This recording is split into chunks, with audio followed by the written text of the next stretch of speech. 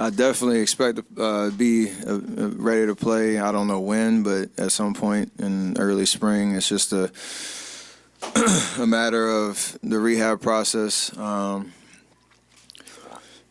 never obviously broken anything and dealt with a hand injury like this, and so, as you go through all the examinations and all that type of stuff, and when surgery was required for this to even have a chance to heal properly, that's a tough blow. But understanding there's a time frame where we can kind of measure the rehab process and then figure out what the rest of the year looks like.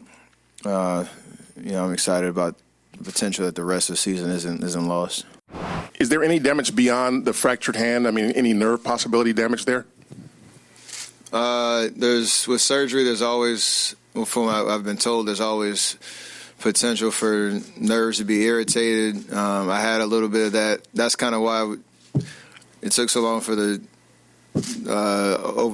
real diagnosis, because I had to do so many tests, because that was one of the symptoms when it actually happened. But with nerves, are tricky, depending on if it come back quickly or over a sustained amount of time. But and again, with surgery and swelling and all that type of stuff, it's a possibility. So something to monitor as we go through this process. And obviously, when you're dealing with hands, that's where it gets tricky in terms of your feel and all that type of stuff. So just got to be disciplined about that.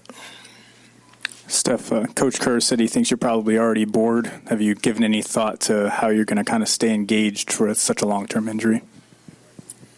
Yeah, it's interesting. My ankle surgery is way back in the day. It was over the summer, so it was a little easier to kind of cope. Obviously, there's action every day. Watching games on TV at home is no fun. Obviously, I enjoy spending time with my family, but when you're out there missing, games, it's always tough. So I'm not good at just sitting down and resting, so I got to figure that out. And more so just encouraging the guys, being a part of, the vibe and the scene as much as I can. I won't travel as much early, but just trying to be present and help the young guys continue the mission that they're on and continue to get better every game, and giving what I can while I'm out. Yeah, Steph, building on that, how do you hope to kind of pick your spots to travel, and at what point do you see that being a possibility for you? Not for a while. I have to go. Part of the rehab, I have to get a second procedure done beginning of December probably, and remove some of the pins that they put in there. So the swelling is going to be something that's of utmost priority early in the rehab process to give me a chance to come back and get my range of motion back pretty quickly. So traveling is not in the cards right now, but I suppose hopefully when the new year hits, I'll be able to be on the road and progress quickly in terms of things that I can do on the court, in the weight room, all that type of stuff, and obviously be around the team as much as I can. Steph, what do you kind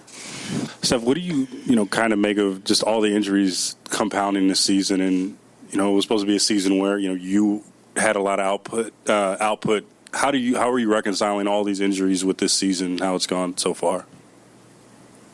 I mean, it's tough every year when you have guys go down. I don't know if it's any more than years past or the type of injuries and all that type of stuff. But it's, you obviously want to be in the league where everybody's healthy, giving their best shot every single night. And when that doesn't happen, if you're one of the ones that goes down, you got to deal with it. If you're a fan of the league, it's tough, but it is a part of the game.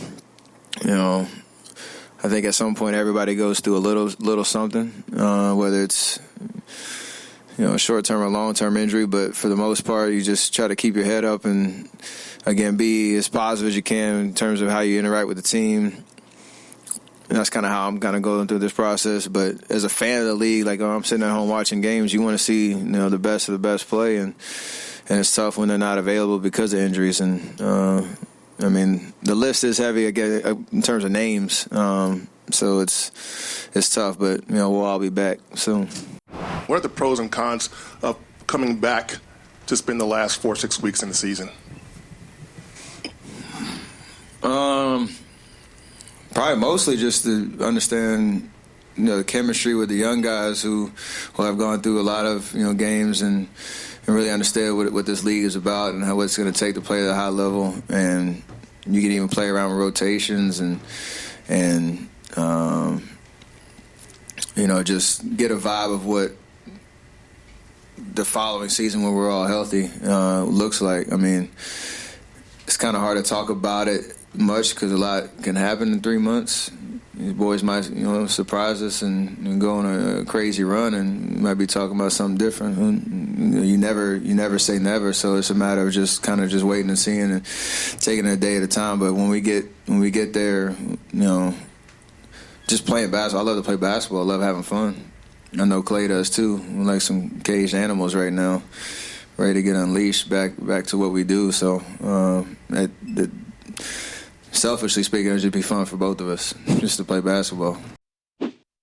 Thanks for watching ESPN on YouTube. For more sports highlights and analysis, be sure to download the ESPN app. And for live streaming sports and premium content, subscribe to ESPN+.